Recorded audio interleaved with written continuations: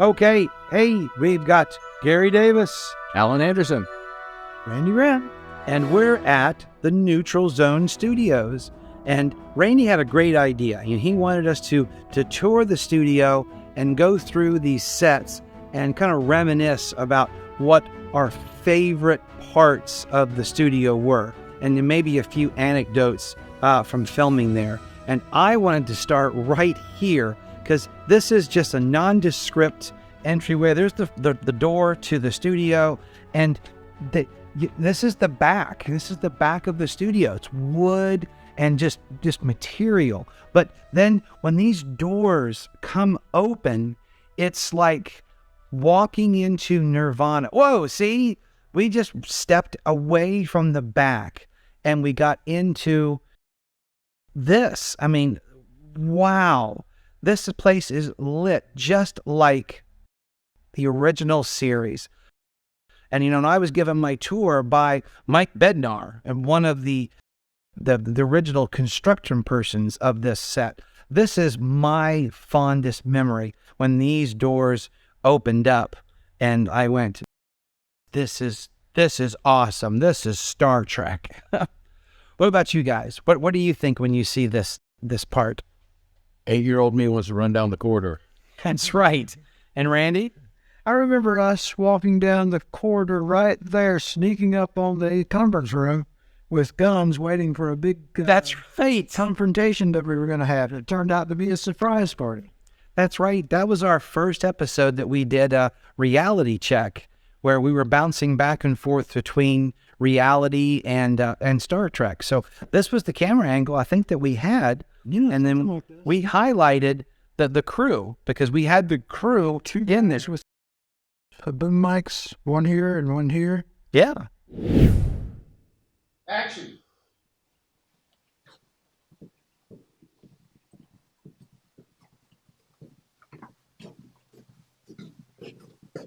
Phasers to stun. No, more like Phasers to stun. Oh, come on. I'll worry about my line, you worry about yours. Are you suddenly the critic? But we did pass a set. The first set that comes around is sick bay. Have we had any memorable scenes in sick bay? Oh, have we? Well, go for it. Randy, give us. This is a great shot of sick bay. So tell us about sick bay. Well, right here is where Sergei Yuzikov did his first scene with us as a dead Russian cosmonaut. That's right. And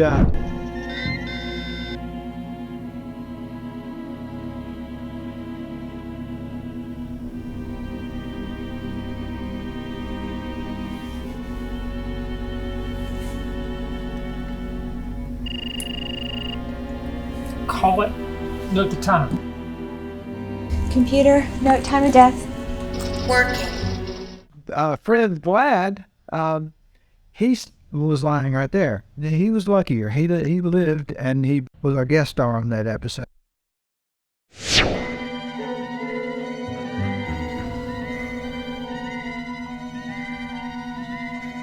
Где я? Кто вы? Please, stay calm. You are Russian? Yes, I'm Russian, but Did I press button? Did I cancel? I'm sure you did, Mr. Bogdanov. No, you do not understand. Must cancel. All will be lost. Must cancel. More things change. Oh goodness, listen to that. Yeah, So that's something that we have to put up with all the time. And Alan, our sound guy, tell us about when you're filming in the sound and you hear that sound. Oh, hold for vehicle, hold for motorcycle, hold for airplane, hold for crane. It's a challenge, but we get through it. I remember miking this area up with Dan, of course, and we put, because we were getting the wide shot, and because the shadows in here, it was hard to put the boom up here. So what we had to do was put a wireless microphone here because the camera was over there facing this way, and another one here so we can get Joan here and Victoria here. And then we actually moved this out of the way. Can't wait to see the Commodore again. And I am damn glad to be back. Glad to have you back, Commander. You rest now. Welcome home. So that we can actually get them on the bad part Dara Bruton was standing right over there, And as she was talking, then I had to hide another microphone over on that side so that our, what is her name? Piper's friend. Dara. That's right. Dara was on that side, but we had to put the microphone, the camera would have seen it if she moved. Right. So I had 3 wireless mics around here to catch the ambience, and of course with wireless mics being omnidirectional, they don't reject things from other ways, so anything happened, the popping on the roof, the vehicles going by were amplified. And Dara is one of those actresses that when she emotes, you feel her emotion. So when she was standing, looking at her countrymen, because she was Russian and these were cosmonauts, and she goes, we are Russian, we have bond. And it just, I'm sorry, it made me tear up because that girl can really emote her lines. Wait. He's trying to tell me something. It could be important. Okay, but he's been through a lot. He needs to be sedated. And then Doc Farrell making sure that no patient ends up like that. This guy right here. Who, me? Made these things Oh yeah, that was fun. come alive in post, and the buttons go up and down, and the little arrows. Boom, boom, boom, boom, boom, boom. The cosmonauts were coming back to life or dying. And then they drop to 0 and they die. All right, let's step out of sick bay, and we're just going to ignore that. This breaks the illusion of this. But this is an amazing piece. Alan, tell us about this. This is actual reproduction of the original Cage era helm, which also doubled as the transporter console. This is our buddy John Sims' production, and you might know him as Quincy. This is an actual picture of it on set. We actually used blue painter's tape because they wouldn't let us repaint the rails blue. And these are actual screenshots from the episode The Cage, so you can see that it is an exact replica, goosenecks and all, and the goosenecks do turn on. Oh my goodness gracious. That is amazing. There's a poster for Exeter Trek. And you'll see John, you'll see Larry, who's in our set, our things as well. See, nice things that really interesting that are behind the scenes of the sets that are hidden away. Engineering? Let's just continue. We'll go back to engineering last, because what's the next most exciting thing about these sets is the transporter room, because this was a wonderful piece of storytelling, because the original series couldn't afford yet a shuttlecraft to get their people down to the planet and back, so they created this transporter. I think Star Trek was one of the first shows that really highlighted this in a weekly series. The purpose of the transporter room was to save money because they didn't have money for the shuttlecraft. Well, they didn't want to. Well, at first they were thinking about how we're going to get the ship on the planet. That's right. That's right. But time consumption. Yeah. Well, in the future they might have a device that would be able to instantly make you go from one place to another. So it's just like we still do. We lock the camera, cycle the lights, put the people in or take them out, cycle the lights, and we're done. Click it 6 times and click it, and then get an empty palette, and then we could fade them away. What's some great stories about the transporter? The lady standing right on that pad right there with a finger pointed to the... Oh, yes, right. Right about there. Yeah, And telling him to back off. Astrid, no, I'll go. Someone has to go down there and help stop Kataka, Captain. I volunteer. No, we'll find another way. We've only got seconds, Captain. You need to take a step back and stop wasting time. And for the record, Captain, I know you tried. Energize. Yep, that was We Are Many, and she was heading back down to the planet, going to the planet to join her husband and taking over the mushroom monster entity to balance out the evil. And that was an amazing thing. And talking about emotion there, but hijacking the transporter to beam down. And one of the things that somebody was here, it was Royal Weaver, who was the facilities manager, said, you should shoot the shot where you could just see her face because she's beaming down to her death. And I go, that is amazing, because normally when we do a transporter shot, it's way back here and you just get to see the whole body transporting. But every once in a while, you want to highlight who's beaming down.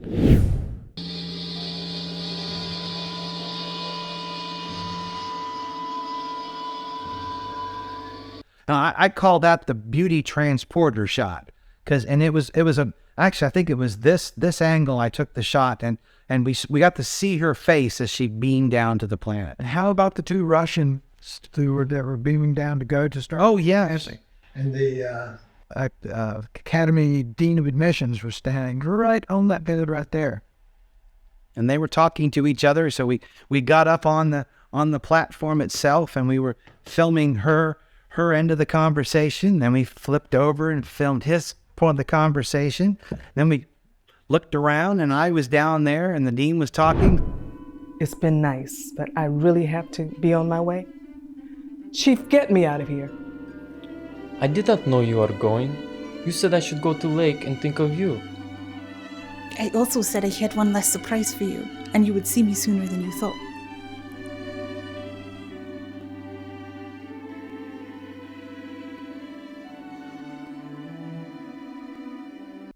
This is a very dynamic set, and it's full. It takes everything. Any angle on this set you can shoot. You can close the doors. Even when the doors open, you've got the corridor back there, so it becomes part of the story. Everything. One thing that makes this room even special, granted it's not Dominion related, is on that pad right there, we had Star Trek royalty. That's right. Miss Nichelle Nichols was there in 2019 when she came to film her documentary, Breaking Barriers. Oh. So we had Aurora herself. Herself. Oh. This place has seen a lot of people. All right, so now we're back out. Okay, I think we should go to engineering, because we've done these things. Now, engineering wasn't part of the original sets when the studio was created. It was eventually added by Star Trek Continues, but just an amazing set. And, in the original series, and when they did in the 60s, this was actually up there by the bridge, but this is way over in a different building. But, you got Scotty's his little control center, and, this is where Denson, had to admit that, sorry, Captain, we left the parking brake on, and that's why the ship can't go. We're all set down here, Captain. Warp and impulse engines are at your command. What was the problem? Yeah, we had technical difficulties. What specifically was the problem, engineer? Tell him, Steven. Yeah, tell him, Steven. Okay. Come again? We forgot to release the parking brake.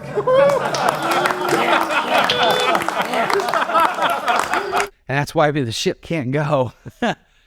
The thing I got to do, I came out around this corner, I pointed up there, I said, no, that goes there, that goes there. Got it? Which was a callback to Star Wars. No. This goes there, that goes there. Got it? That's right. Technical difficulties. Technical difficulties. And now this is another beautiful piece of artistry. On 2D, this looks like that goes back 20, 30 feet. But in reality, that only goes back about 10 feet, I would say. But a forced perspective makes it look like it goes way, way, way, way back. And it's always been some debate exactly what that is. I always think that is the impulse term on the primary saucer, but everybody has a different opinion. But these are the dilithium matrix chambers, and I know I made this. I'm not sure if it still works. I'd like to. It still comes. There you go. But that's where the dilithium crystal should go. We need to get some near actually. But it does look gorgeous there, and I think that this is even a dilithium crystal that Chris Doohan might have dropped off, and that was powering his dad's car for a while. And what are these? Are these? Well, the original. Ray found these because these are actual garden decorations. Oh, okay. And because they hold their color. Yes. In this hot Georgia humid weather we have. Yeah.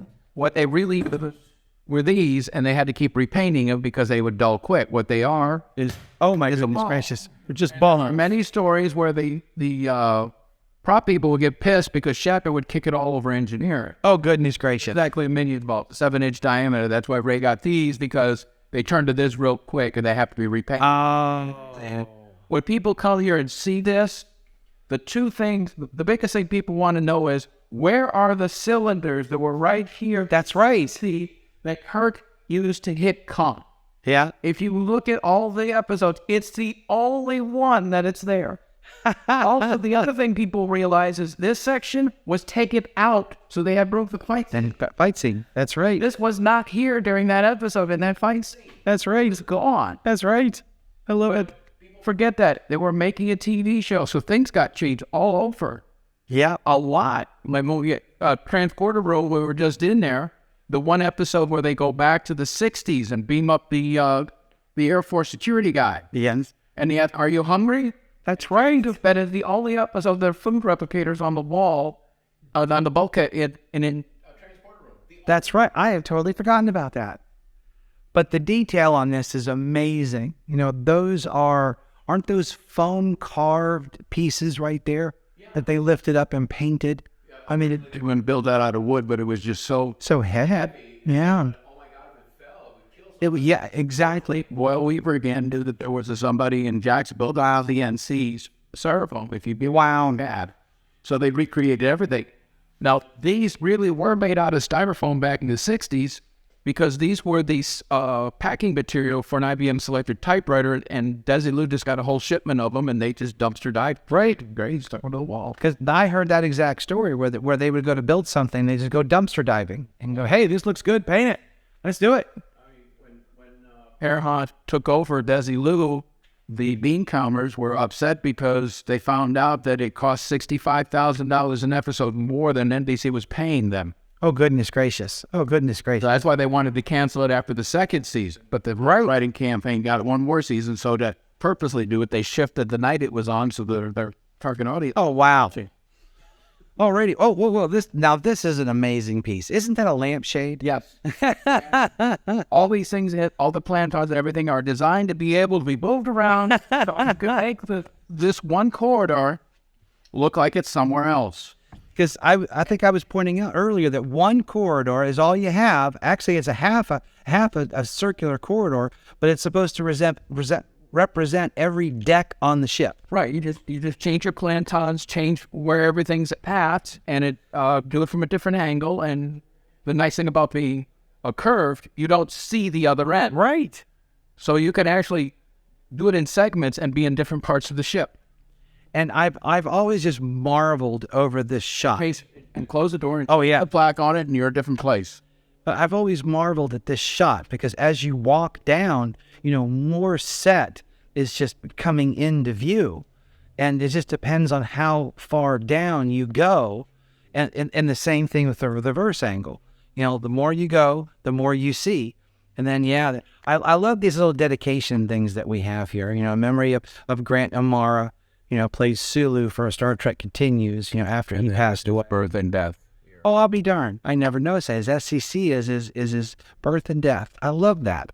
And then we just happen to be close to the captain's quarters, where, this reads the first captain of the Enterprise, Captain Robert April, which I thought was really interesting. And that just brings us right to the captain's cabin. Oh. Favorite scene? Favorite scene would have to be when I shot that the Redemption at Red Medusa, where I first got to act with the fabulous Victoria Avalon. I didn't mean to scare you. I buzzed. When you didn't answer, I got worried. I'm sorry, Doctor. Is there something I can do for you? Does sickbay have everything that you need? It does. The only thing it's missing is you. You had an appointment an hour ago for a routine examination, remember? I'm sorry, Doctor. I lost track of time. I've been studying these records. They're so complete, so concise. But what? But they don't tell me what the hell really happened. Jason, when is the last time you had any sleep? If you don't get some rest, I'm going to have to take you off duty and put you on medical leave.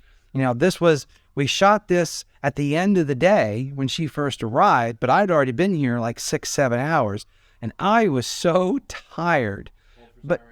Hold for siren. But Victoria, I don't know what it was, but Victoria she just pulled that performance out of me. Because back here, it's right. Yeah, the camera hole? Yeah, pull that out. Most people, even as a series, because the cameras are so huge, to get depth of field, they actually make camera holes. Oh, they put the camera on the backside and shoot through the hole. That's right. Depth of field. Otherwise, the camera would be so, you wouldn't be able to see the person sitting at the door, to see the people coming in and out the door, and only for a short period of time. Because we got Victoria coming through the door, and myself sitting at my desk reviewing some footage of. And they're so complete, so accurate. Oh, God. Tell us what That's right. happened. And I love my scene where we had the data discs here, and I used this hand to wipe them off, but then in the close-up, it was this hand, and nobody saw that. Nobody saw that.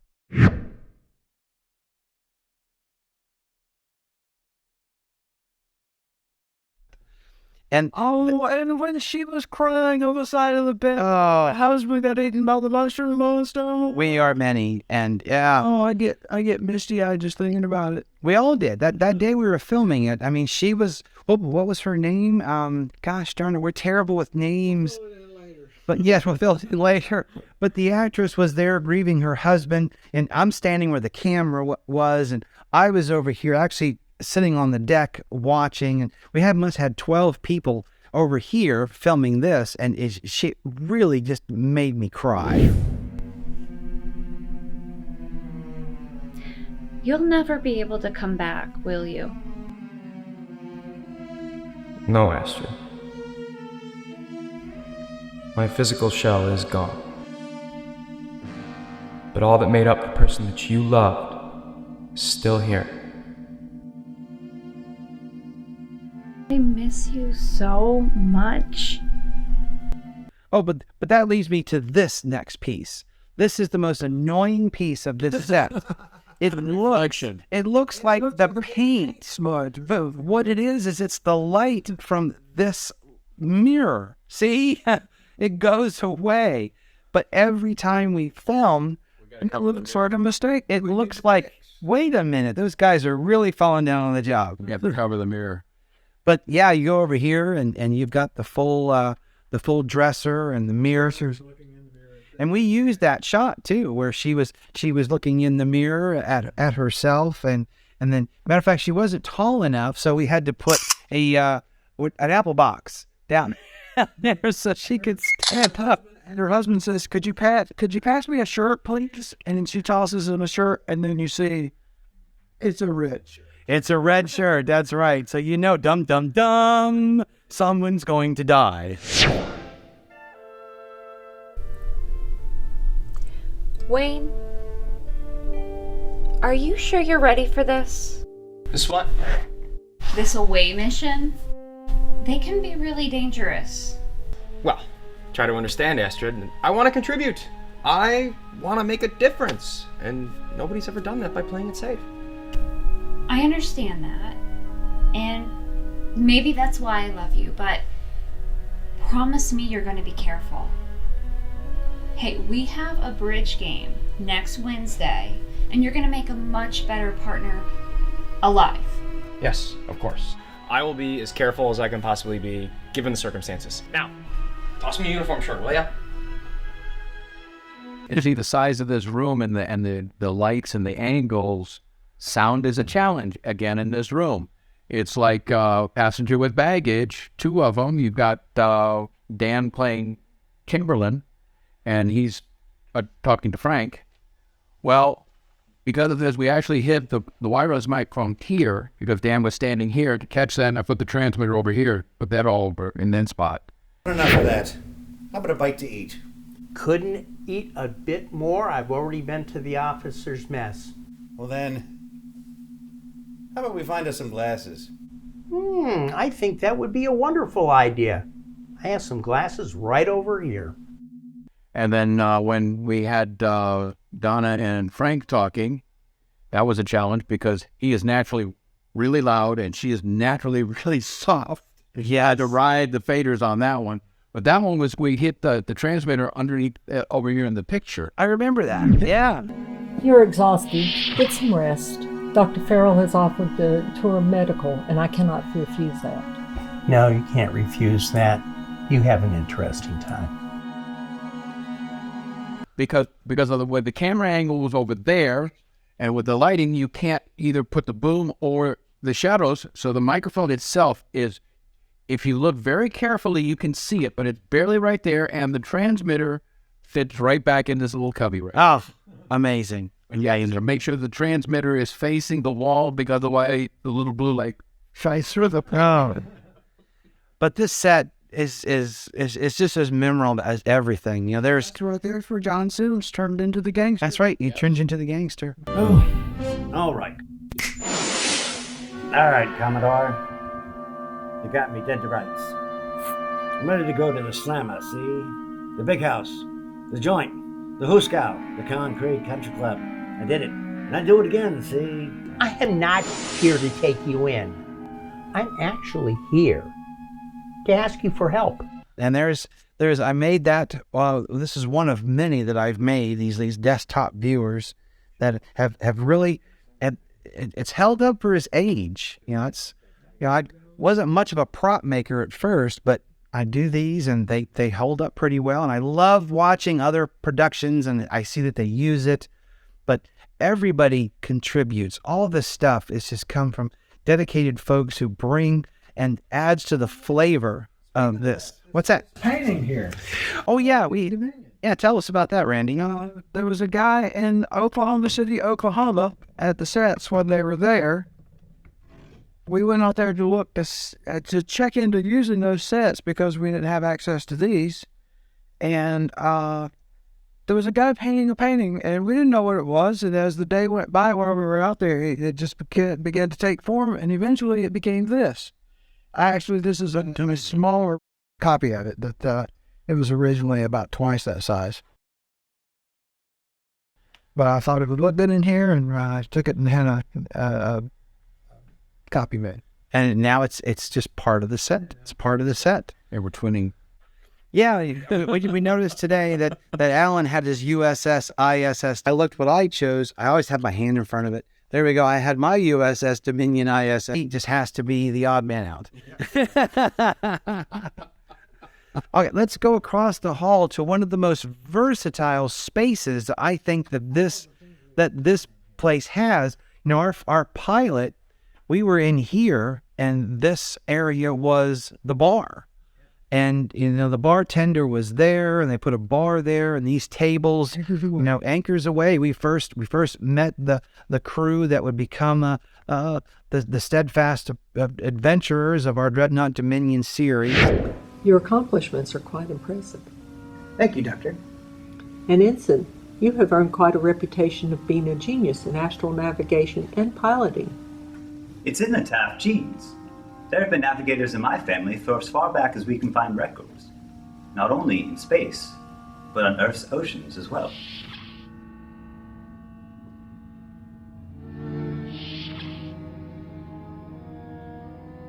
But this space has been a bar.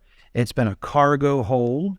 We used it for the Romulan commander quarters.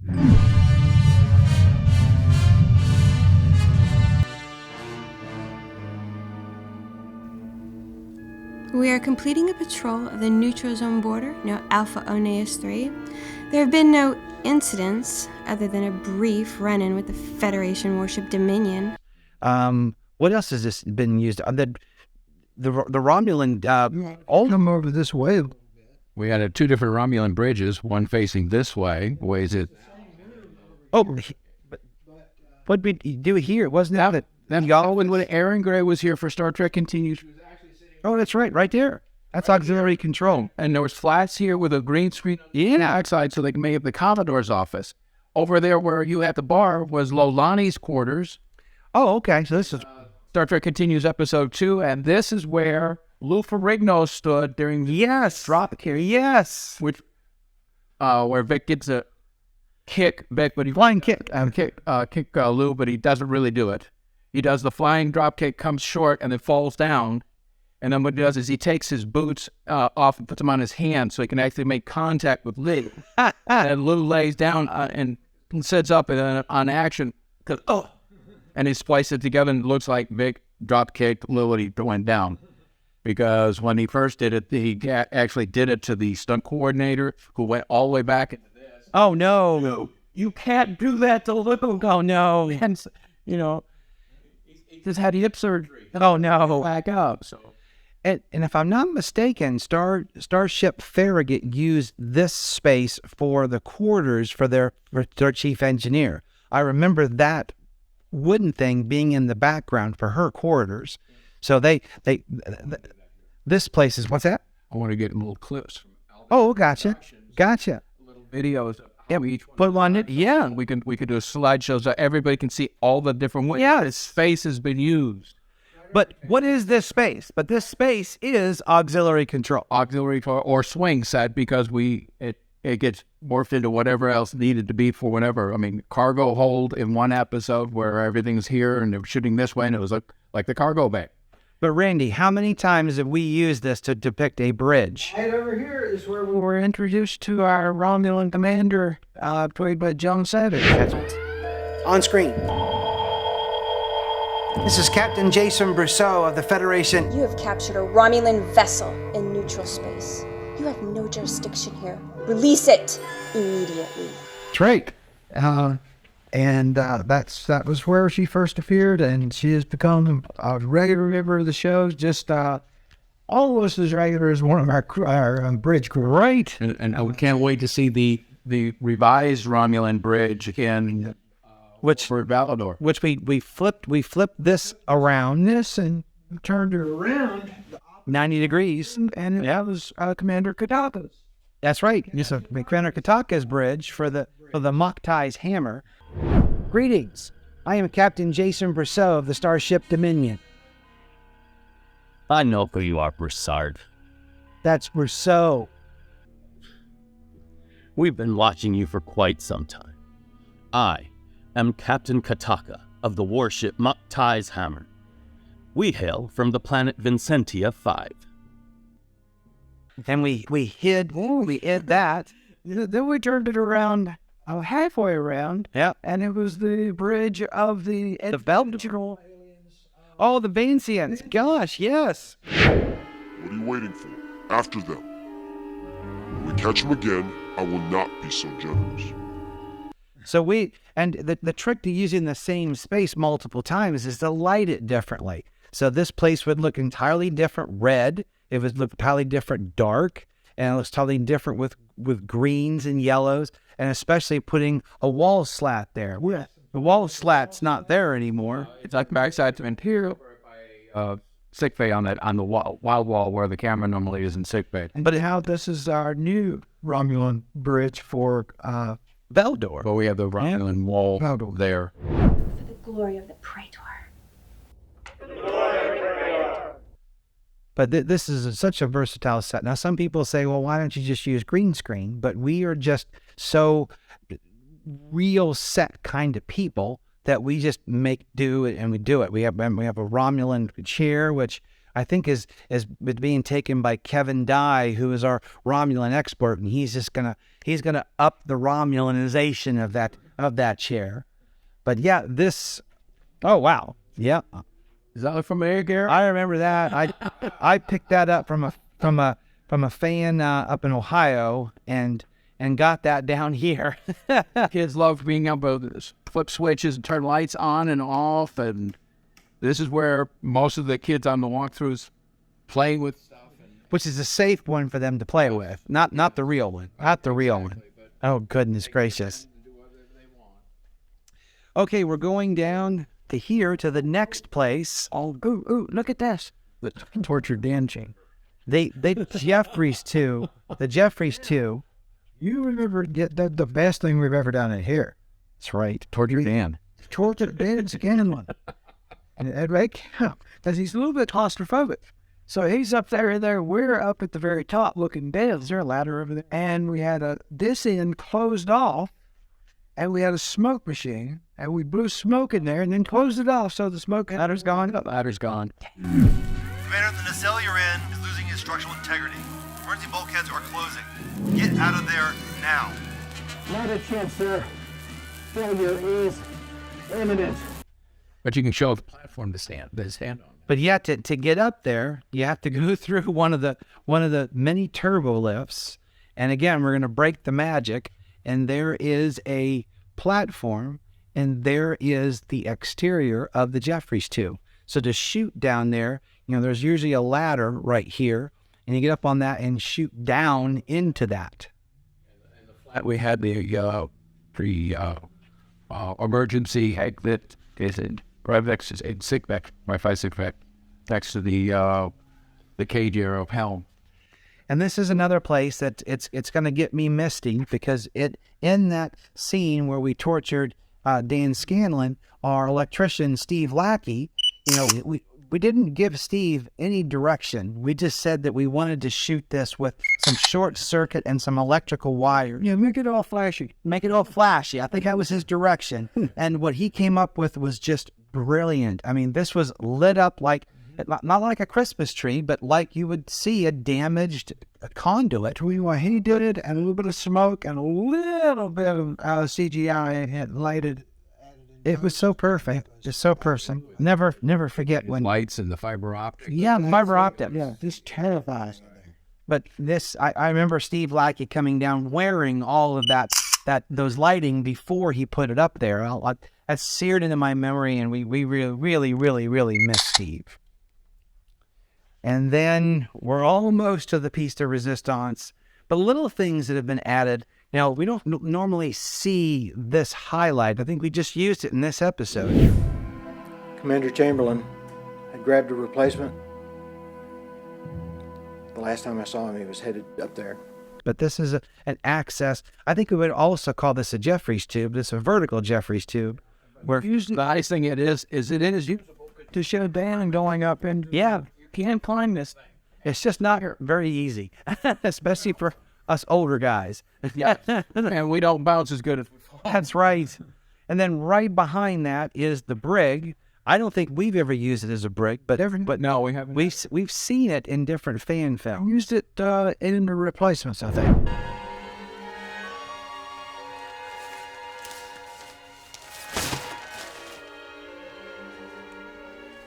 Wow! But we didn't. But we just didn't. We just saw that it was a room. Yeah, that was just a room. Transporter one. Yep. Yeah, and the replacements that weren't using it as a brig, we put the transporter in of the replacements in there and used it. They were talking of the machine. Yep. When it was on the planet, I believe, wasn't it?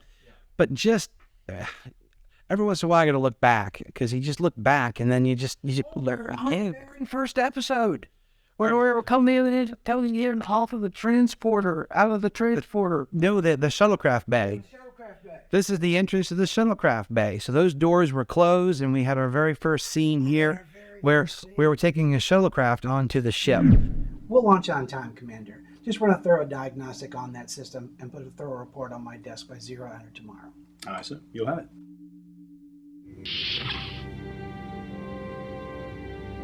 Welcome aboard, gentlemen. Well, excuse me, Because, that's what those controls are. Those are the pressurization of the bay. That's very dark in here, but it says hangar deck pressure. But like I said, the attention to detail. And when you close these doors, the magic just happens, and you just don't, you don't see that you're on a set. That's what the amazing thing is on this. And you know why? The sets were built as exact as humanly possible. Yes. Studying hours and hours and hours. Wait a minute, I have to find my favorite joke. My favorite joke are these letters that are on the conduits. These letters are on most of the conduits on the original set, and they made it to here, the GND in it. And that was a private joke by Gene Roddenberry. That stands for Goes Nowhere, Does Nothing. Because those literally go nowhere and do nothing. All right, now we're going on to the piece de resistance of our little tour. And, again, we got the backstage, and you have to just forget about that. It's the bridge. See, all I had to do was take just a few steps, and wow, you're on the bridge. The only thing that's missing is the little tweets and sounds and that you hear from when you're on the bridge. There they are. That's right. That's what you hear. That's what you hear. It's right. You can go ahead, do it. Give me a minute. And so when they do the fan appreciation weekends, they will do the sounds so that when people get on here, they can get the actual effect. But this is almost a 360 bridge. Almost. It's really only missing 1.5 stations. This is to get this. But in the 60s, when this was built, these were made to come out so that they could get the camera equipment in, and then they could enclose the bridge with all the stations and have a 360-degree bridge. Favorite memories is the chair. The chair. Everybody wants to sit in the chair. And, I got to sit in the original Mike Bednar chair. And our very first show that we did, we had 2 scenes, which took all day to film. And I literally sat in that chair for 9 hours. Not that particular chair. Sir, that's not bad for a night drill, but we need to shave a few seconds off. Aye, sir. Excuse me? You heard me, sir. You better stand down, mister. No, you stand down, sir. We all here know what you did. They were our friends, and you got them all killed. Anders, escort Brasso and Piper to their quarters. Oh, I don't think so, Commodore. I mean, after all, you have a point. You are going to get us all killed. In fact, why don't I do us all a favor and end your little reign of incompetence now? Oh, there goes the sounds. There it is. But I sat in that chair for 9 hours. It was March, and it was freezing cold. My nose was red. My ears hurt. I had to wear gloves. But I enjoyed every second of sitting in that chair. And that chair impressed the heck out of me so much that I had to start making those. So I made a chair for the studio when it was sold to the current owner, Ray Tessie, and I've since replaced it with a second chair. I'm getting a little bit better, so then in the next 5 years when I come down to get another chair, my next chair, maybe we'll have it have internet and Netflix and cable. I'm not sure, but I'll put some sort of upgrade on that. But that's my favorite story about the bridge.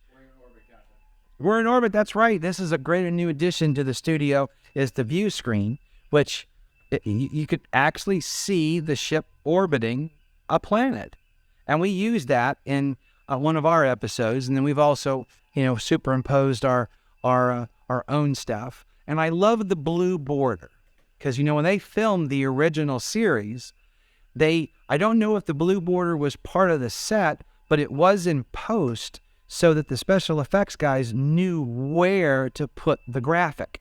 So they just said, hey, whatever graphic we want, it needs to go inside that blue border. And I believe that's why there's a blue border on the desktop computers. Right. Blue border, guys, get it in there. And the great thing with the rear screen projector is if it needs to be green scale, we just light it with a green background. Yes. And it's the perfect thing. There's no shadow on it, and you just superimpose, put anything you want in post over that green screen. You don't have to hang another green screen and then worry about lighting it because it's already lit. It's already there, and you can adjust the shade and be whatever color you want. Oh, If it needs to be blue because, well, it can't be blue because That's right, because that would disappear. Unlike continuous episode of Lolani, they couldn't use green screen because she was green. She was green. Oh, goodness. Oh, goodness. So, Randy, what's your favorite memory of the bridge? Right here. What is that? Where are you at? Ask me to tell you about it from the very beginning. I'm gonna tell me about the very beginning.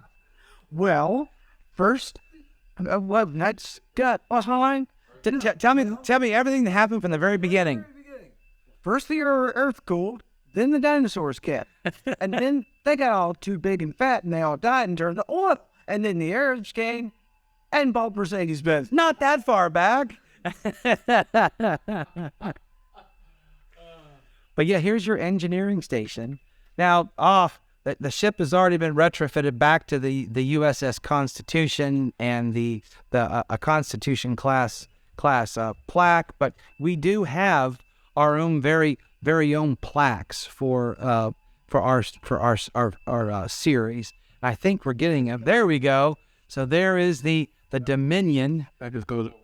That just goes over that, replaces that. That's put back with everybody else's. And then we've got different plaques. We have one for the Constitution, one for the Defiant, one for the Republic, and of course one for the Dominion. This is a great place to hide your glasses. That's right. Shoes off, and you put them behind here, and then nobody knows that you wear glasses. Unless you forget to put them back there, and which I did in one scene in one episode, and you'll notice that one scene, the people that are up there are really good and in focus, and I'm way out of focus. That's to hide the fact when I'm wearing my glasses. That's right. Well, I have to highlight one more station, and this is the communication station. You know, the communication station means a lot to me because I asked my wife, Tracy, to be our communications officer. And, you know, Tracy and I have been married for 13 years, and she's deaf. And so when we asked her to come do some of the Star Trek stuff with us, you know, she can speak very well, but we gave her 1 or 2 lines that she could comfortably pronounce. And then just one day I asked Randy, I go, you know, what if we just took this in the opposite direction? We're going to bring her in as a series regular, and we're going to make her deaf, a communications officer who's deaf. We had, you know, Star Trek The Next Generation had a blind navigator, so why not a deaf communications officer? And we explained, you know, that the deaf are like people. People are people. So she communicates with sign. The universal translator translates all her sign into the spoken word. And she was the only person who could wear glasses on the set because we explained that the spoken word was translated into sign on her glasses. Excuse me.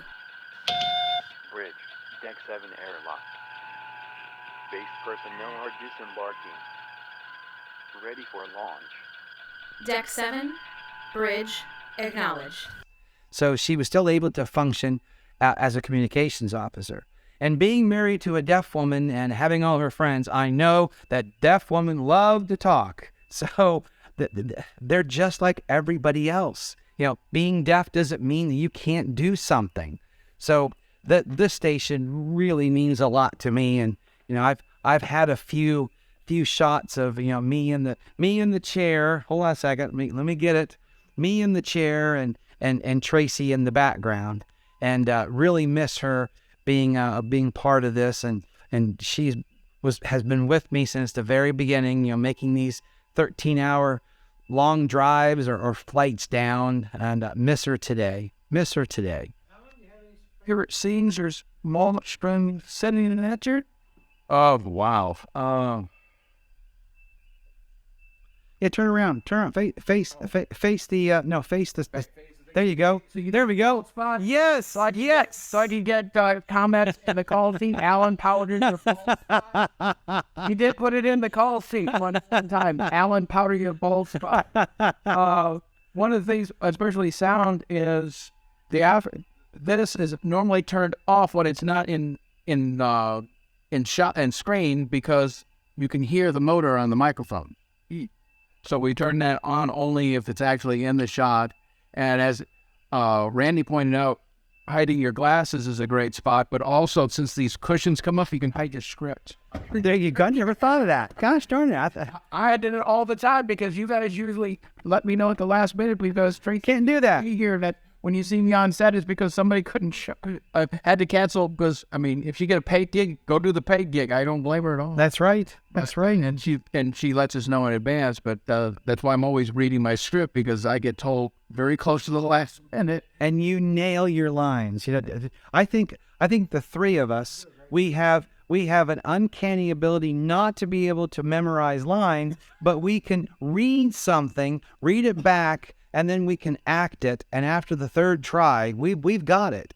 You know, when I try to do bloopers, we have very few bloopers that I can use because we don't actually mess up our lines. Well, airplane is a perfect example. I kept saying, was it ratio instead of radius?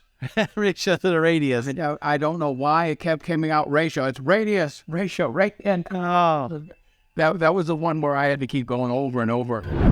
How are you going to diagnose this? I'm going to defrag the buffer and initiate a level 4 diagnostics. Next. What is the turning radius of a 1972 Volkswagen Beetle? 5.5 meters.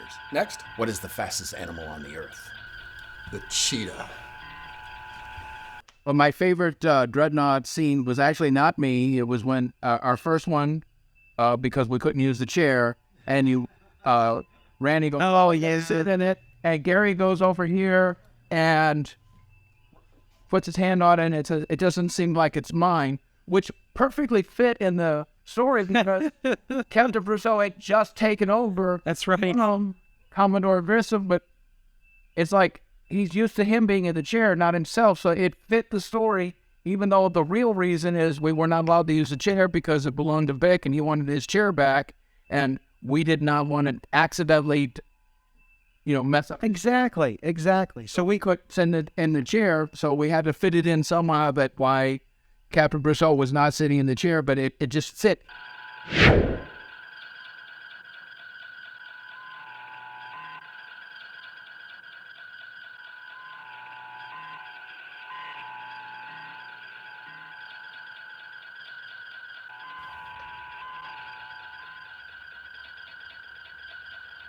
Well? Well, what? Well, are you going to stand there and stare at it all day, or are you going to sit in it? I don't know. I don't think I'm ready. It just doesn't feel like it belongs to me yet. I think I understand. Things happen, and it makes it work. That's it. And the other great thing about working with these two is they are so open to suggestions. We've shot extra footage this weekend that were not in the script, were not even thought of. And it was like, oh, how about this? And they went, great. I mean, Victoria had a great idea. Yes. About that, and it's going to fit perfectly in the story. It sure is. And we'd love to tell you about it, but we can't. That's right. But we got some great footage this weekend and some great audio this weekend. And that's the way we roll because it's okay. What's that? That is the turbo lift. All right. Interesting and fun things happen to Captain Brousseau. Oh, goodness gracious. And one would be remiss if we did not mention one. No, we're not going to reenact it. So every time Randy gives me a script, there's always something interesting in there. And he says, I can't wait for you to read this script. And I go, what? And he goes, well, we lose a security guard. And I go, well, I think I can emote, sadness that I lost a crewman. He says, yeah, but you have to explain it to the wife of that crewman. I go, I think I could do that. And oh yeah, she's going to slap you. And I go, she's going to what? She's going to slap you. He says, well, she's just going to miss me by a few inches, right? I said, well, we couldn't do it that way, but it would be really better if she actually connected. Yeah. Watch. See, it's no big deal. It makes a little sound, and it doesn't hurt. Yeah. But, Gary, if we did 7, 8 takes? 7, 8 takes of me getting slapped. Captain, may I have a moment? Of course. After you. Deck 9. Lieutenant, I am sorry, but this is what we signed up for. We all know the risks. Lieutenant, you only get one of those. And then His jaw was getting so red. And then there were some people that couldn't be here for the turbo lift scene. So later on, before she left, she goes, "Oh, we can reenact that scene." And she really let me have it. Oh, goodness. And then then Randy's makeup of this was for the episode Mom, when Captain Brousseau's mom was here. Now, I don't even think that this thing I'm getting ready to say was even scripted. I think it was made up as we went. Jason, I love you. I said, I love you, Jason. I love you too, Mom. Helm, get us out of here. Set a course anywhere. That's right. No, my mother comes up, and I'm kicking her off the bridge for her antics. And the actress Joan Schuermeyer, all of a sudden she just steps out of that turbo lift and she goes, "Jason, I love you." And I don't respond. She goes, "Jason, and I love you, Mom." And she comes up and she puts her hand on my cheek and gives me a kiss. And it was just everybody was holding their in until after we did cut, and it was hard holding. It was I don't see it was that thing that Joan thought of at the last second, and it fit, and it was perfect, and we awesome. Yeah, we can get to work with her again. Oh gosh, yes, it's so sweet. That's Brousseau's mom. So of course, telling the Klingon. Yeah, telling the Klingon what's going on. Oh, goodness gracious. What's the meaning of this? Why did you fire on us? Why are you skulking around like a frightened little girl? That was a single, low-yield torpedo, a friendly nudge. But I have several dozen more here, some already aimed at your weapons, your shield generator, and your bridge. Don't try me, Captain. But yeah, that was a very memorable. I was trying to forget it. So that was a very memorable scene. But I think that's Randy's favorite parts of these is how can I torture Gary in this one by giving him these great big lines and getting hit, and oh yeah, he's gonna get kissed by his mom. And we kind of did a tearjerker. Was the couple? Yes, they're talking about how they didn't want to be rescued. Yeah, that they. Just leave them. That they were resolute. They were ready to be gone, done. And we did that before. Don't say. We did it before there was a view screen there. Yeah, it was a green screen. Yeah, it was a green screen. So we had to put in our CGI view screen to put them up there on the view screen. Wayne, Astrid, please reconsider. We can quarantine the planet. We can somehow make it so you can live in peace. We appreciate that, Captain, but our resolve is firm. We have the upper hand at the moment, but it's only a matter of time before someone else as bad as Kataka comes along. Sir, if you restore our orbit, we could spend eons here, battling for control. The very thought of it makes us weary. Farewell, Captain. Godspeed, and good luck to you all. We are many. We are one. So a little speech that they gave, they nailed it. Well, yes. These actors and actresses that join us, but I'm stepping up to here just to get a beauty shot of the bridge, because now, all the talent that comes to the venue and gets on the sets, their talent would be wasted if it wasn't for the beauty of this set. And their talent is just expanded upon and blown way up when they get to act on this. Because that's Randy's superpower, is to get people to come to this studio to help us act. I think all he has to say is a couple words. We are doing Star Trek. That's 5 words. And they go, we're in. And then they come and they act and they come back. That's the amazing part of Randy's superpower is that he can get these talented folks. And then, just the behind the scenes folks. I wish we'd have had more people today. Alan is just one of them, who brings his talent for our sound and just makes this episode sound so well. Because while Randy's superpower is to get actors, we're not. And so we have to sound and look good to be able to make up for our lack of acting ability. One of our biggest unsung heroes is Sam Rooks. Very true. You never see him on screen, but he is the gaffer. He's the one that makes us look good.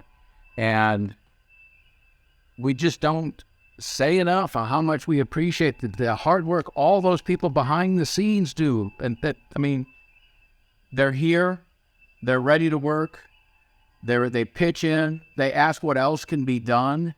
It's not like that's the great thing about fan films. It's not like a pay job where I got to go do this now. No, they're here, they're eager to do it, and they're asking what else they can do.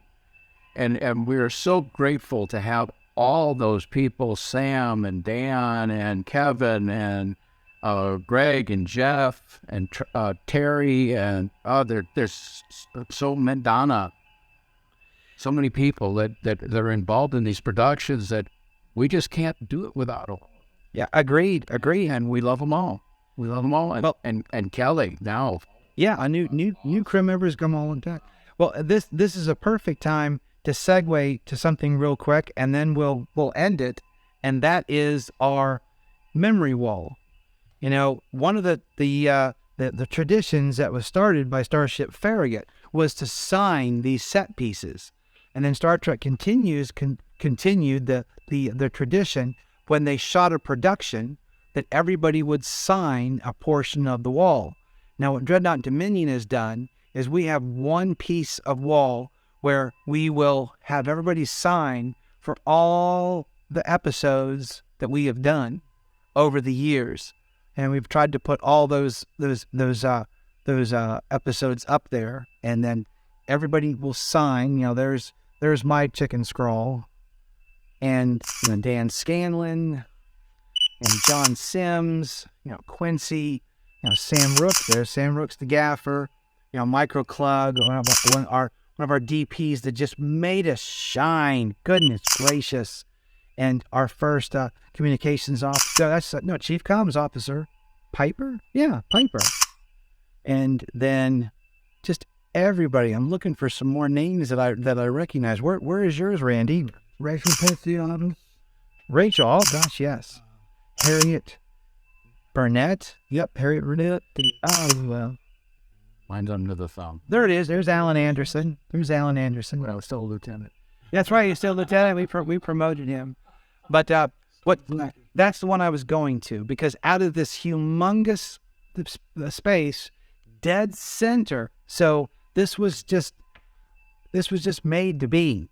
Is Steve Lackey, who we tragically lost last year.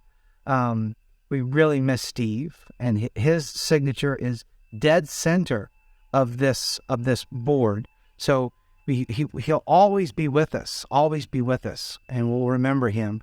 Steve was one of the unsung heroes, just like Sam, who just do things. And we mentioned earlier how Steve did the lighting for our Jeffries Tube scene, but we wouldn't be able to tell the stories without Steve. And on screen a couple times. All and beyond screen. In the heist season, in the engineering, yeah. He's also up in the what you call it, one shop in North Carolina. But some people ask me how do you do a fan film, and they're asking me the technical aspects, editing and camera and costumes and props, but where it all starts is right here. One man cannot do this. One woman cannot do this. This is a team, and it doesn't matter what your role is. If your role is a gopher, or your role is the gaffer, the person that goes and gets lunch. Without that person, this thing called a fan film just falls apart. So it's a team effort. So every name up there it just means volumes to us. So that's what it takes to make a fan film, folks, is that people who share your vision and will show up and donate their time and sometimes their money. Thank you very much, Alan. and you know, I have some talent. I do costumes, and then we have the unspoken heroes, you know, like Ed Oborowski, who contributes so much to the upkeep of this set, and we get him on screen, and we got him in Warburg, and we can't end this video without thanking Ray Tessie, who we wouldn't be here without him, because Ray purchased this studio and kept it alive, and just like myself, who I keep a team to make a production, but Ray has a team to keep the studio here. So Ray's involvement and effort just overshadows mine and everybody who makes fan films. But without Ray, we wouldn't have a venue to come to. And Ray's got folks like Alan and Sam and everybody else, and Terry the volunteers, and Dan Scanlon, who are always here for that. So any closing comments, gentlemen? I think not. I think we got it all. Live long and prosper. Live long and prosper, folks. We will see you. Help keep the dream alive by continuing to watch and donating to both Dreadnought Dominion and to Neutral Zone Studios, because the landlord still wants his rent every month, and for some reason the electric company wants the electric bill paid. Dang. It takes electric to run the light. It sure does. It sure does. So for my ugly mug, and goodbye from Gary Davis and the set of Dreadnought Dominion at the Neutral Zone. Thanks for watching.